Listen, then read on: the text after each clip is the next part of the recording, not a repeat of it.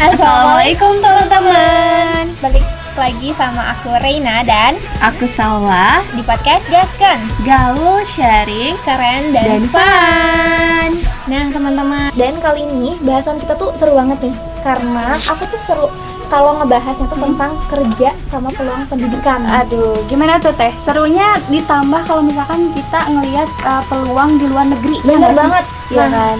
Apalagi nih sekarang khususnya tuh di Jepang. Oh, oke. Jadi tema ini apa nih Teh? Temanya sesuai dong sama Tadi pembicaraan kita tadi betul. ya, peluang studi dan kerja di Jepang. Benar banget. Dan yang pastinya kita udah kedatangan tamu yang spesial dan tentu spesial berpengalaman.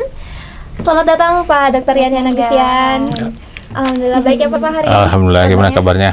Baik, Alhamdulillah baik Pak. Nah teman-teman, Dr. Yan ini merupakan seorang akademisi dan juga praktisi yang pastinya itu lebih berpengalaman gitu ya dalam bidang pendidikan ya dan juga peluang kerja internasional khususnya di negara Jepang.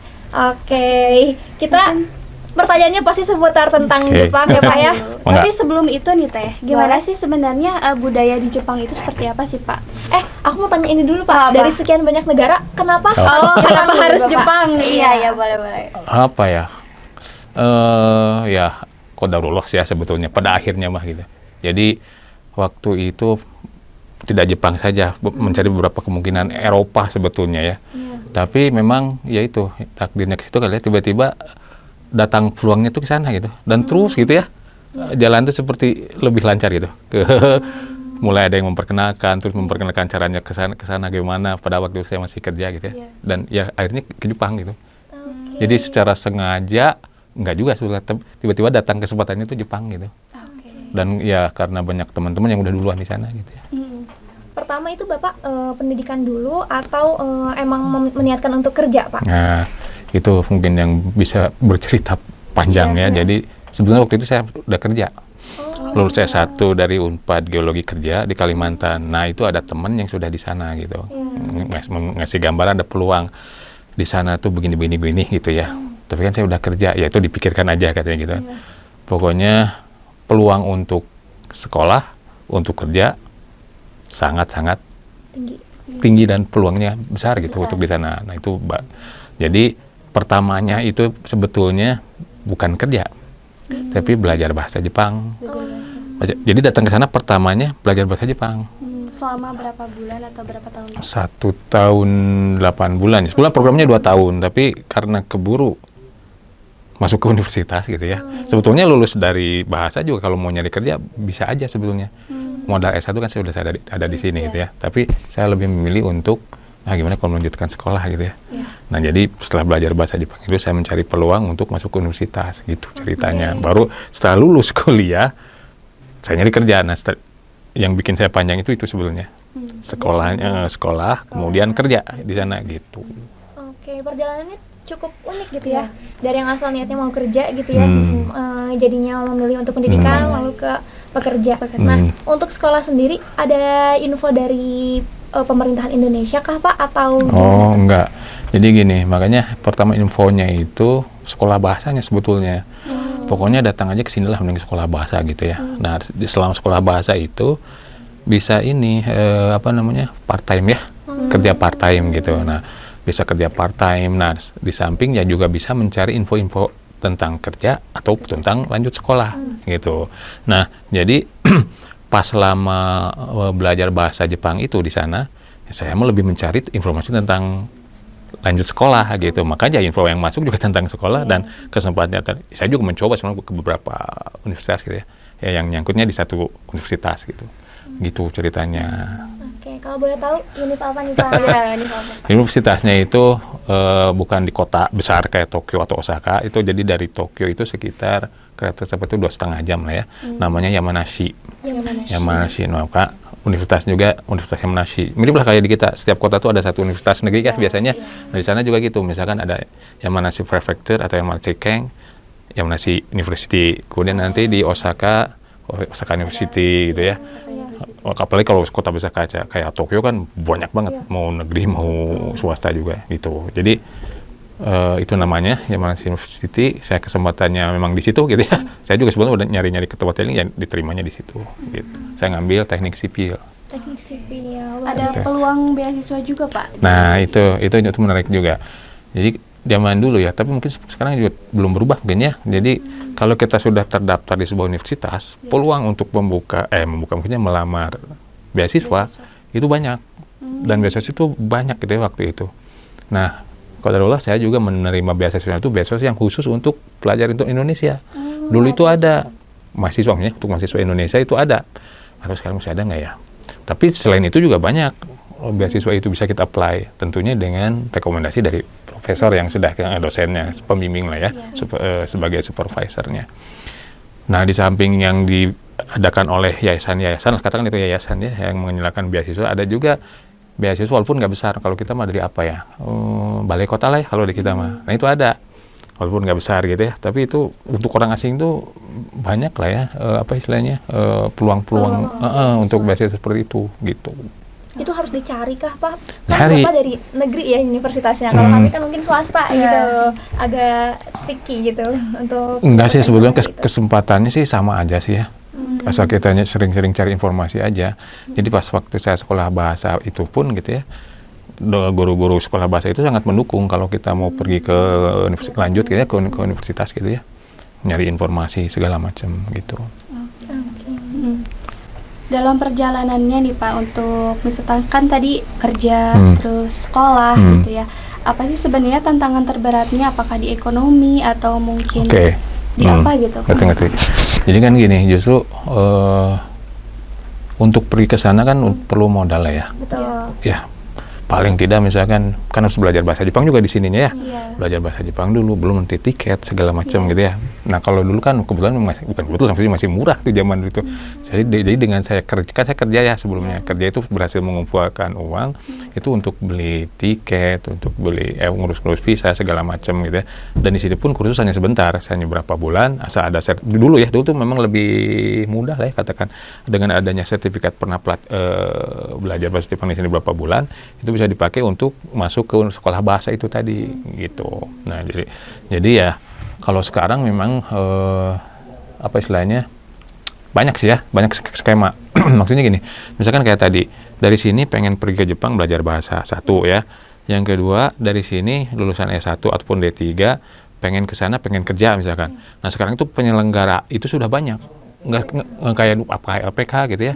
Nah, LPK pun sekarang itu sudah banyak yang apa istilahnya ya, menginikan dana talangan di awal ya. Jadi dia kerjasama dengan bank, nanti dia misalkan belajar bahasanya juga di sini dibiayain segala macam ya, butuh berapa segala macam itu ada hitungannya, butuh berapa puluh juta misalkan ya dengan tiket segala macam.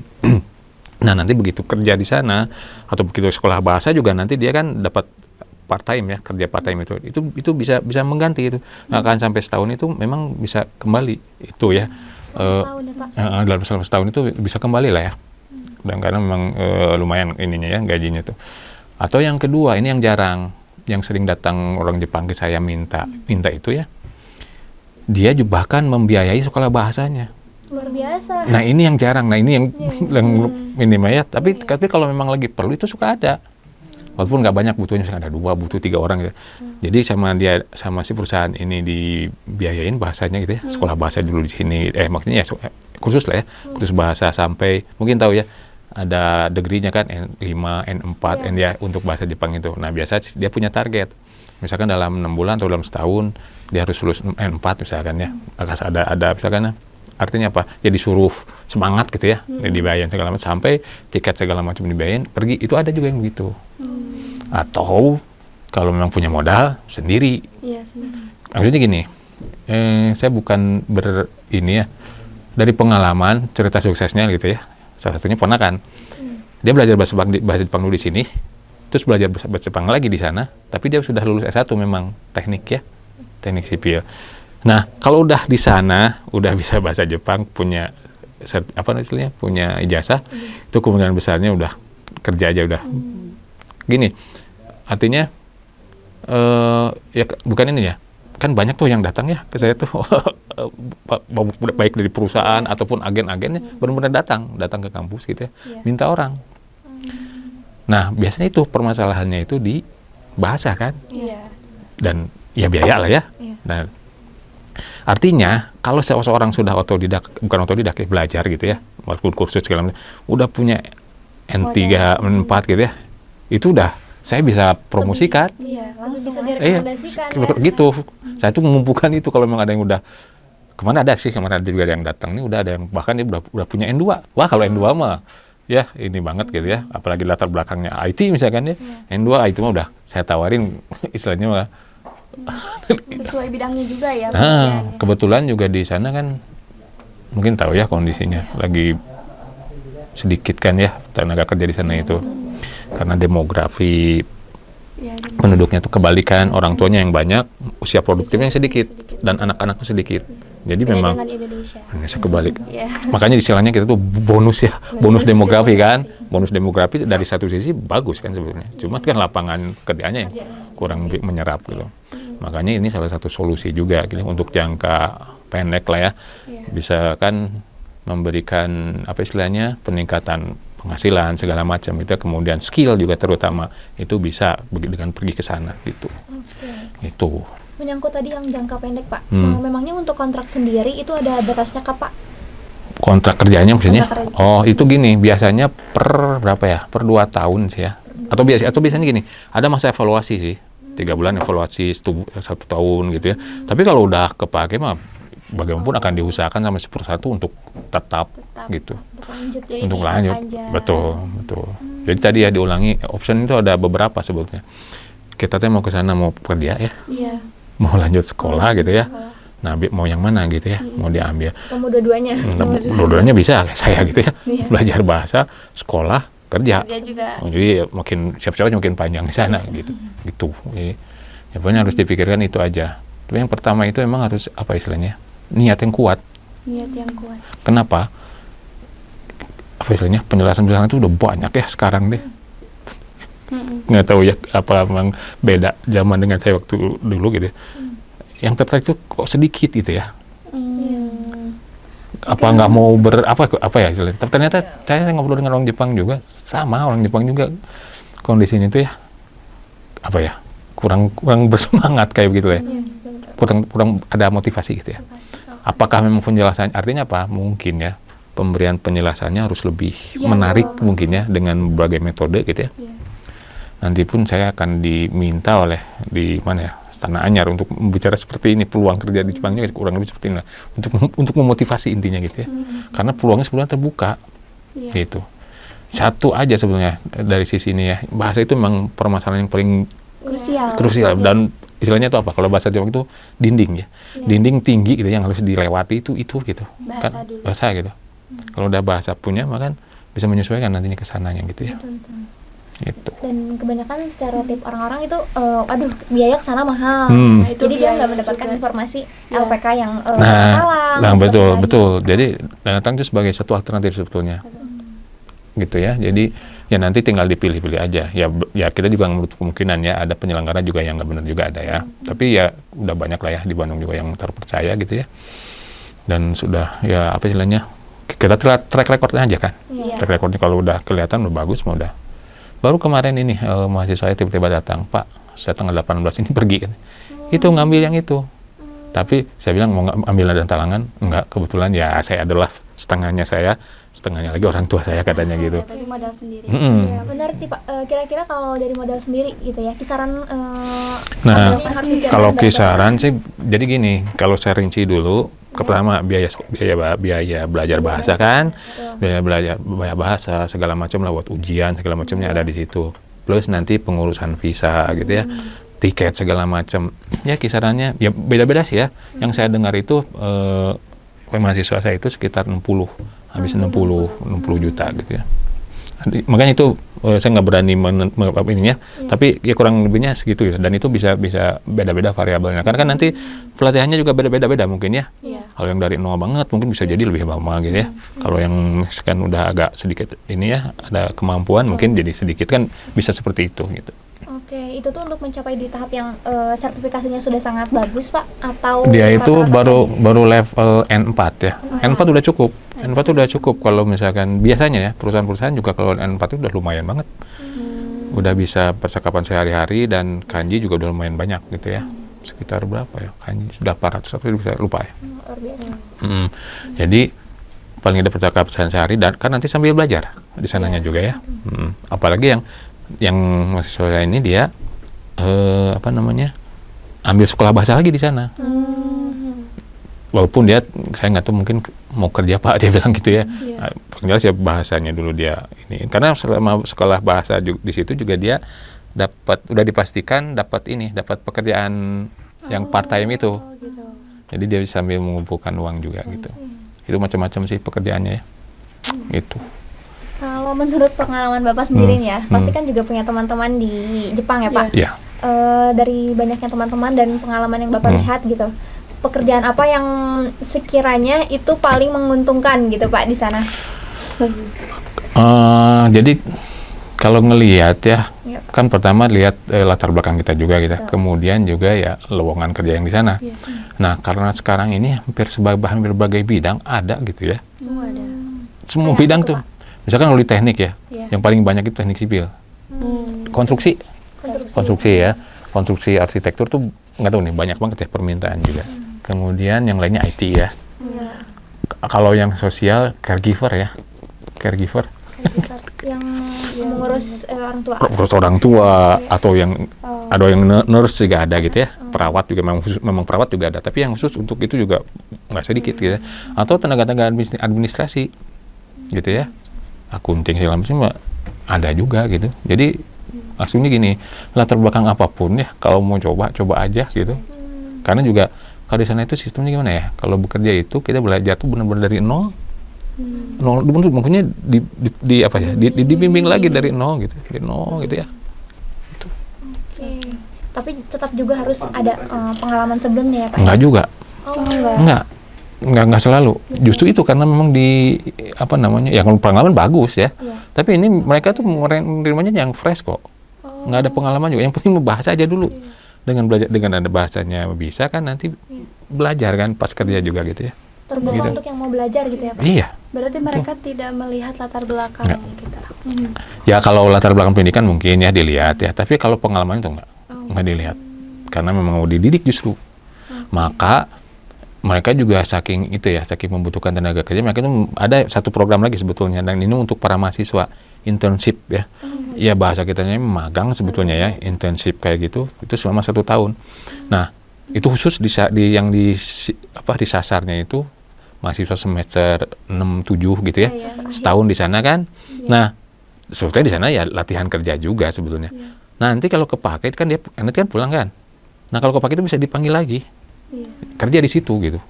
Kan pasti bahasanya juga udah bisa, kerjanya juga udah bisa. Jadi kan enak sih perusahaan itu ya. Nggak harus ngedidik lagi. Kan kalau kita ya pasti dapat sih uang saku. Kan uang saku nggak besar, nggak sebesar gaji yang biasa kan. Padahal itu ya masa pelatihan sebetulnya bagi intensif itu. Ya mau balik lagi bagus pasti diterima itu. Kalau ya tetap bagaimana kinerja ya. Istilahnya membuka pintu awal dulu ya? Betul. Dan itu kemungkinan besarnya kan diterima. Atau sebaliknya dia punya cabang di Indonesia misalkan ya, perusahaan yang sama, kan misalnya dia ditempatin di situ. Yang udah juga begitu.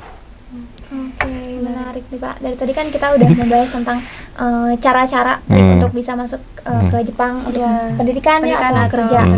Nah sekarang ini mungkin pertanyaan yang sering kali ditanyain ya Pak. Kira-kira kisaran gaji atau pendapatan yang akan diberikan itu berapa Pak? Gaji, kalau mudah-mudahan sih nggak ada perubahan ya zaman saya dulu ya. Jadi kalau S1 itu sekitar 180 sampai 200 ribu yen, itu dikalikan aja sekitar 15 ribu. Bukan 100 yen itu 150 ya. Maaf. Kok 150 sih? 120 ya zaman dulu itu ya. Berarti ya kalikan 100 ya biar gampangnya ya. Berarti kan sekitar berapa? 25 jutanya, 24, 25, sekitar segitu berarti. Kok segitu sih? Jadi lupa sih. Pokoknya ada kalkulator loh. Sekarang nggak tahu berapa ya sekarang. Itu zaman saya dulu tuh sempat setinggi-tingginya 120. Misalkan 200 ribu aja kali 120, bukan 100 aja kan berarti ya 20 aja 200 ribu yen. Berarti ya 25 jutaan kali ya. S1 ya, itu yang lulus S1. Tapi nanti biasanya naik, itu kotornya ya. Nanti dipotong apa-apa gitu. Tapi biasanya ya itu kalau perusahaan Jepang itu ada bonus ya. Bonus dalam 1 tahun itu bisa 2-3 kali gitu ya. Kemudian juga ada apa lagi ya? 20 jutaan. Ya, sekitar segitu ya. Itu dulu, terus nggak tahu sekarang ya. Mungkin bisa. Itu yang S1 ya, yang S1. Tapi kalau yang apa namanya, yang di bawahnya misalnya yang lulusan SMA ya lain lagi nanti ya. Gitu. Tapi yang menarik sih Pak, tadi kan pembicaraannya mereka tidak melihat latar belakang kita. Jadi kan kita langsung dibimbing sama mereka gitu.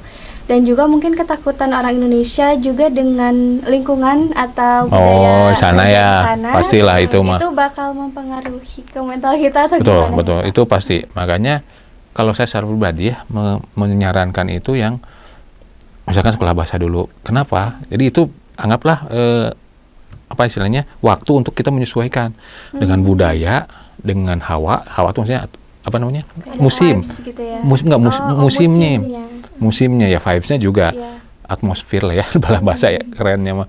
Menyesuaikan gimana sih orang Jepang itu cara berpikirnya itu nanti lambat laun akan tahu. Oh, orang Jepang mah begini gitu ya cara kerjanya. Kemudian juga ya terutama ini musim juga. Saya misalkan ya, tiba-tiba kita diterima langsung kerja di Jepang, saya yakin akan shock pertama-tama dengan musimnya juga. Kalau saya datang waktu itu musim panas, jadi nggak terlalu ini ya. Maksudnya kita udah terbiasa dengan panas ya. Bandung juga kalau lagi panas kan panas. Saya datang bulan Juli belum terlalu panas, tapi agak terbiasa. Jadi sedikit-sedikit sampai akhirnya dingin. Coba begitu datang musim dingin, saya yakin yang biasa di daerah panas itu akan kaget, akan shock gitu ya. Nah, itu satu. Dingin di berapa derajat Pak? Tergantung daerah. Nah kalau yang daerah saya itu -1-2 gitu ya. yang pertama yang saya masih, kalau Tokyo sih jarang nih sampai segitu ya. Ya sekitar 2 gitu ya, 5 sekitar itulah. Kalau di Tokyo mah agak deket pantai kan ya. Yang saya itu deket Gunung Fuji. Di situ memang agak tinggi. Kemudian juga dia kayak cekungan seperti itu dan terkenal dingin di situ, dan saljunya juga tebal di situ. Waduh, ini jadi mikir juga ya teman-teman, karena kita di Bandung 17 derajat aja udah Bandung tiris gitu ya. Lagi di Lembang. Tapi ya itu kan tubuh kita tuh menyesuaikan sebetulnya. Makanya kalau datangnya bagi kita ya, yang datang di musim panas itu lumayan lah, sedikit-sedikit kan. Latihan. Sedikit-sedikit gitu ya. Itu musim. Nah, bagaimana dengan budaya? Dan budaya juga sama. Kita pada akhirnya bisa menyesuaikan gitu ya. Sedikit-sedikit lah. Ya gitu dengan bergaul dengan orang Jepang gitu ya. Oh, misalkan orang Jepang mau begini cara berpikirnya, pengennya itu begini, itu nanti tahu sendiri. Saya juga di perusahaan gitu kan. Oh, orang Jepang itu seperti ini gitu ya. Atasan itu, oh gitu, itu nanti juga akan ini sendiri. Jadi nggak usah khawatir maksud saya dari sisi itu mah. Tapi kan kita tahu gitu kalau orang Jepang itu dikenalnya disiplin ya. Oh, nah ya itu. Maksud saya itu juga. Ya gini, kalau yang baik orang Jepangnya gitu, dan orang baik juga, itu mengerti banget orang Indonesia itu. Artinya mereka juga pakai takaran gitu ya. Sampai akhirnya benar-benar sampai bisa dimarahin sama sebagaimana dimarahin kayak orang Jepang. Oh, berarti benar ya dibimbing tuh benar dibimbing. Benar-benar dibimbing, benar-benar dari nol. Ini kasarnya ya. Saya kan bukan ini, saya lulusan S3 gitu ya. Begitu mau masuk ke sana itu benar-benar dari nol. Kerjaan saya apa coba? Ngikutin senior gitu ya. Bawain apa gitu ya. Yaelah. Tapi justru dari situ benar-benar dari nol gitu ya, sampai akhirnya nanti kita punya junior juga kan, nanti kita yang ngajarin, kita makin ke atas. Itu sistemnya kerja orang Jepang itu begitu. Jadi istilahnya begini, kamu dalam sebulan pertama kerja apa sih yang bisa diberikan ke perusahaan? Ada nggak? Memang nggak ada kan? Betul nggak? Paling sekedar fotokopi gitu ya, apa gitu? Bukan itu. Ternyata apa coba? Sebagai bukti kamu bahwa kamu ada kontribusi ke perusahaan. Itu di luar dugaan jawabannya. Kenapa?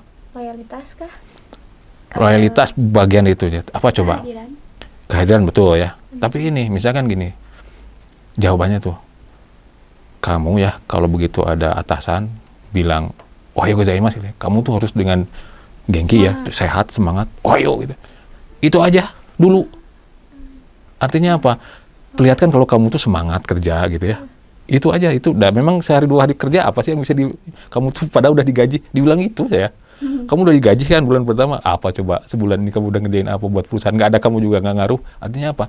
Perusahaan itu ngeluarin uang ya khusus untuk mendidik orang-orang supaya perusahaannya tuh maju. Jadi jangka panjang, investasi karyawan tuh.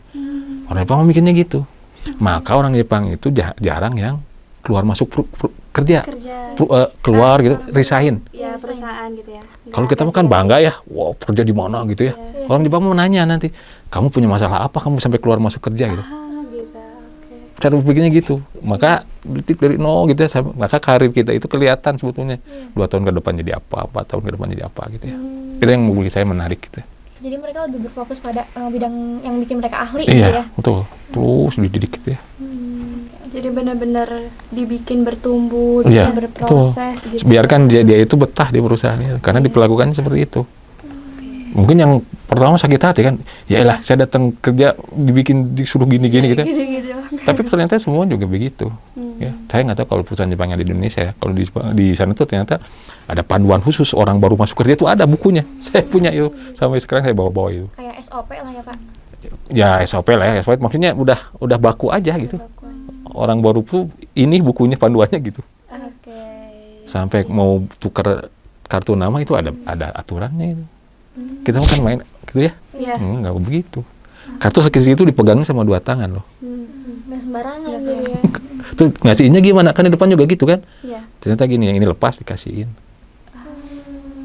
Sampai yang kecil itu aja ada gitu. Ada aturannya Itu, gitu ya. udah melebar kemana-mana ya. Balik lagi silahkan. Oke nih, kan tadi udah ngomongin tentang kerja terus studi gitu Pak. Nah sekarang lanjut nih, aku pengen tahu kayak budaya Jepang tuh di gini Pak. Misalnya kan sebagai orang Muslim nih ya, di sana tuh kesulitan gak sih mencari makanan? Karena bagus itu. dengar-dengar dari teman Betul. aku ya Pak ya, yang intern gitu Betul. di Jepang tuh emang susah sih Betul. makan halal. Pertanyaan yang bagus dan saya pikir perlu untuk dibahas. Kenapa? Iya.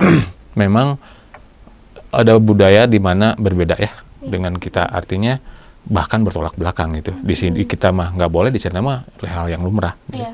Banyak berbagai hal. Bagaimana menjembatani hal ini gitu ya? Satu ya pesan dari saya.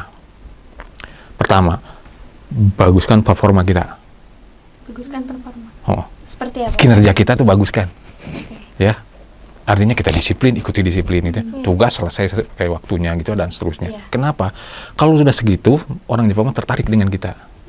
Mereka akan dengarkan kita. Gitu ya. Kenapa? Pada akhirnya nanti kita banyak permintaan. Apa misalkan? Maaf, saya ini kalau jam 12 saya sholat. Jam 3 saya sholat. Kalau performa kita nggak bagus, tiba-tiba banyak permintaan gimana? Ya. Iya, enggak kan. Artinya apa? Performa kita baguskan dulu. Orang Jepang sangat-sangat mengapresiasi kita. Gitu. Saya bukan mau narsis. Iya. Saya punya ruangan khusus di kantor pusat Jepang ya. Untuk apa? Untuk sholat. Wah, Masya Allah. Dikasih ruangan khusus gitu. Jadi tahu, ya kebetulan kalau jam 12 mah jam istirahat nggak masalah. Iya. Ya. Jam 3 juga kan jam istirahat. Ah iya, yang menarik ini. Di Jepang itu ada jam istirahatnya itu ada 3 kali. Jam 10 menit.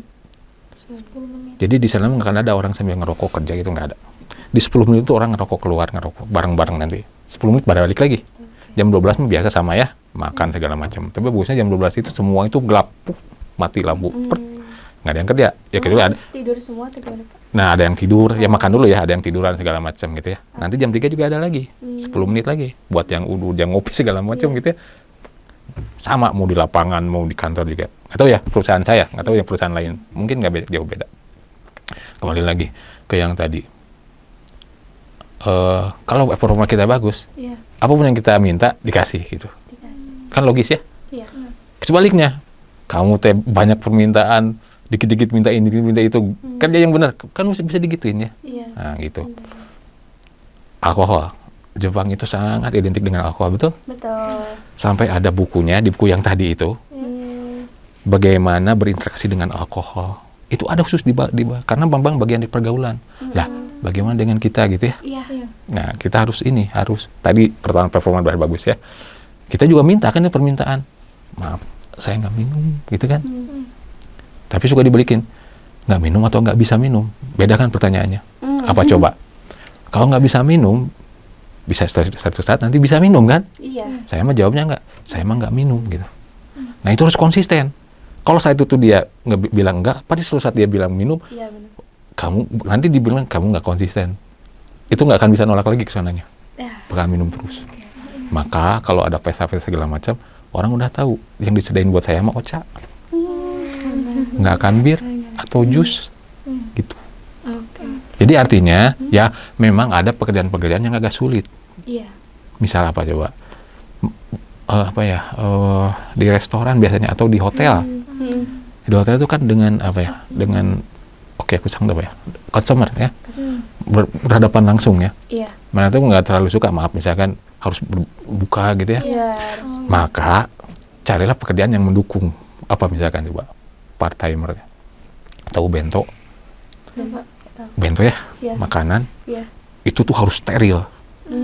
Yang berkerudung itu punya kelebihan, Iya, akan karena- suka mereka. Iya. Yang laki-laki aja disuruh pakai kok. Iya. Kamu tuh jangan sampai satu pun ini ya jatuh. Yang laki-laki aja disuruh pakai benar ganti baju ya, Iya. ganti baju terus pakai ini benar-benar steril gitu ya. Artinya yang berkerudung aman kan? Aman. Gitu. Oke. Artinya ya kita pilih lah ya pekerjaan. Tapi yang pertama coba aja dulu, terus performa kita perbaiki. Kalau memang ternyata susah, kan bisa aja ya. Iya. Kan bisa aja. Nggak bisa misalkan gimana. Ya pan pilihan ya hidup mah gitu. Alhamdulillah saya mau ceritanya menurut semua ke saya tuh gitu. Masya Allah. Berarti memang kinerja Bapak bagus gitu. Mungkin ya. Luar biasa. Tapi Bapak mungkin ini kita keluar dari kerja sama studi ini. Nah, misalnya kita hidup bermasyarakat ya. Kita kan sering kali misalnya ngelihat kalau misalkan di restoran-restoran Jepang tuh non halalnya tuh banyak kan. Banyak. Nah, teman aku kemarin tuh sebenarnya bukan intern sih. Jadi lebih ke apa ya? Part time. Ya, bukan part time, sekolah tapi libur semester gitu. Jadi ke Jepang. Oh, Apa ya namanya? intern biasanya gitu. Ya, pertukaran. Oh, pertukaran mahasiswa. Ya, ya, student exchange. Nah, kemarin tuh temen aku tuh ngelihat kayak ada aplikasi yang ngeliat buat kita tuh cari tahu Oh, ya udah banyak restoran sekarang. halal gitu. Ya. Jadi emang harus pakai itu gitu. Ya. Jadi emang belum ada terlalu masih minim gitu ya untuk restoran yang halal. Betul, gitu. masih. Tapi kalau di kota-kota kayak Tokyo gitu ya, itu udah banyak sekarang ramen yang halal gitu, udah banyak sekarang. Mungkin pertanyaannya saya tambahkan, bagaimana kita makan di sana gitu ya? Iya. Pengen ke restoran segala macam. Ya memang berlabel halal masih sedikit. Nah, yang paling minimalnya apa coba? Nyari yang tidak mengandung yang haram. Ngerti maksudnya? Logikanya begini, ada makanan, ada kandungan yang haramnya, udah nggak bisa kan? Iya. Di sini memang nggak ada tulisan halalnya, tapi nggak mengandung yang haram kan? Iya. Paham ya? Kan bisa jadi nih Pak, misalnya pakai minyak apa gitu. Nah, itu kayak gimana tuh, Pak? bagusnya Jepang itu dia detail dan memberikan keterangan itu bagus. Di situ pasti ada nomor telepon. Kita diberi kebebasan karena dia tuh biasa banget yang nanya itu. Ada nomor telepon, tinggal ditelepon. Ini minyaknya pakai ini nggak? Oh, oke. Aduh sayang sekali ini pakai minyak binatang misalkan ya. Binatangnya apa ini? Dijawab. Saya pernah nanya ke satu toko ya, toko roti kayaknya ini enak. Saya tanya, ini ngandung apa aja? Ngandung dari, saya bahasanya yang umum dulu, hewan nggak gitu ya? Iya. Kan tanya bisa ditanyain lagi kan? Nggak, saya nggak langsung ngandung babi, enggak. Ngandung ini dari hewan nggak? Aduh sayang sekali ini pakai telur, dia bilang gitu kan. Oh nggak, telur mah nggak apa-apa, saya bilang gitu. Yang lainnya nggak ada. Akhirnya saya beli. Saya gitu. Jadi tinggal tanya aja. Mereka tuh sangat dengan senang hati ya. Nggak tahu ya kalau kita benar kita nanya wae gitu ya. Di sana mah enggak. Wow, benar-benar sopan banget. Karena mereka itu biasa. Karena kan banyak orang asing ya di sana ya. Diam juga. Di telepon tuh pasti dijawab, diangkat lagi. Nggak lama gitu. Ada pasti ada nomor teleponnya. Kalau misalkan di sini misalkan ada emulsifier ya, itu kan dari bisa tumbuhan, bisa dari binatang kan. Nah, ragu nih gitu ya. Kadang suka ada emulsifier tumbuhan gitu ya. Ah, itu udah jelas kan. Ah, udah kita bisa makan gitu ya. Ini apa gitu ya. Telepon aja. Gitu. Gitu aja. Jadi juga ada solusinya gitu ya. Oke. Jadi buat teman-teman nih, buat yang mau ke Jepang ya, entah itu mau kerja, pendidikan, ataupun cuma mau liburan ya. Liburan aja. Yang pasti tetap dapat insight dari podcast kita hari ini. Betul. Oke Bapak, cukup berdaging ya ilmu yang tadi diberikan, dan mungkin untuk pertanyaan terakhir kita akan menanyakan terkait closing statement, dan juga saya pengen ada kalimat-kalimat bahasa Jepang dong Pak yang dilanjutkan teman-teman biar nanti terasa sendiri teman-teman. Nani baino kana chotto matte kudasai. Masya Allah, ada berapa nih kita Pak? Ya gini aja sih pesannya mah. Oh sini kameranya ya. Ya. Kalau memang apa istilahnya, pikirkan ke Jepang itu sebuah alternatif. gitu ya. Nah, cuman dikuatkan aja niatnya gitu ya. Sekarang pintu itu terbuka gitu ya. Ada kendala biaya pun sekarang terbuka, ada solusi gitu ya. Ataupun yang lain-lainnya. Artinya lewati dulu yang namanya dinding yang itu tadi. Bahasa gitu ya. Bukan lewati, dekati. Nanti akan terlewati gitu. Maksudnya ini sebuah kesempatan ya bagi para anak-anak muda nih terutama. Apalagi ya ini maaf kalau misalkan di sini udah punya ijazah S1 misalkan ya. Itu sudah menjadi plus banget, plus nanti dengan bahasa. So dede yokereba mata何か Dojo yoroshiku onegaishimasu. Nantilah kalau misalkan pengen lebih detail lagi boleh lah. Yang pertama tuh sesi 2. Oke, yang pertama belajarnya hiragana katakana. Kanji, hiragana katakana kanji itu pasti berbarengan sih. Pasti berbarengan tuh maksudnya ya belajar dulu ini tapi nanti sedikit-sedikit. Kalau kanji itu kan kayak menghafal karakter sebetulnya. Dia betul-betul dihafal gitu. Nah, itu harus hafal. Kanji, Pak. Ya. PR banget ya teman-teman, tapi kita harus semangat belajar biar apa? Biar bisa keluar negeri. Ya, dan salah satunya Jepang. Negara yang tentunya teknologinya tuh sangat maju ya. Iya. Dan juga banyak peluang kerja Benar ya. banget ya. Oke, terima kasih. Oke, aku Raina dan aku Salwa. Izin pamit undur diri. Wassalamualaikum warahmatullahi wabarakatuh. Itu karena kamu lagi naik level hidupmu.